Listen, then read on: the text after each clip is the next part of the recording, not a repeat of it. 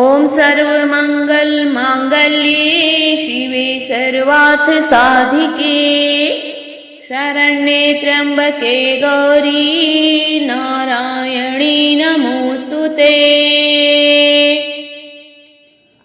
ॐ जयन्ती मङ्गला काली भद्रकाली कपालिनी दुर्गा क्षमा शिवा धात्री स्वाहा सुधा नमस्तुते।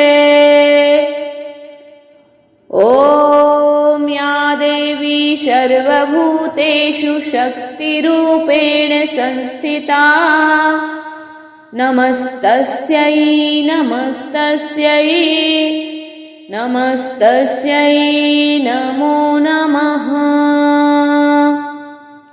या देवी सर्वभूतेषु लक्ष्मीरूपेण संस्थिता नमस्तस्यै नमस्तस्यै नमस्तस्यै नमो नमः।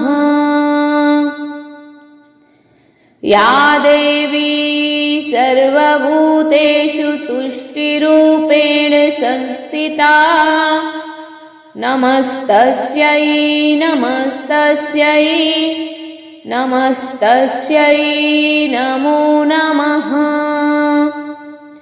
या देवी सर्वभूतेषु मातृरूपेण संस्थिता नमस्तस्यै नमस्तस्यै नमस्तस्यै नमो नमः। या देवी सर्वभूतेषु दयारूपेण संस्थिता नमस्तस्यै नमस्तस्यै नमस्तस्यै नमो नमः। या देवी सर्वभूतेषु बुद्धिरूपेण संस्थिता नमस्तस्यै नमस्तस्यै नमस्तस्यै नमो नमः।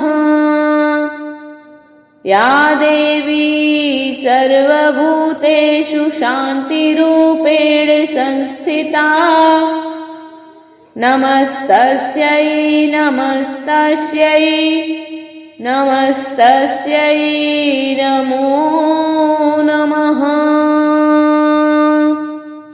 ॐ ऐं ह्रीं क्लीं चामुण्डाय विद्यै नमः। ॐ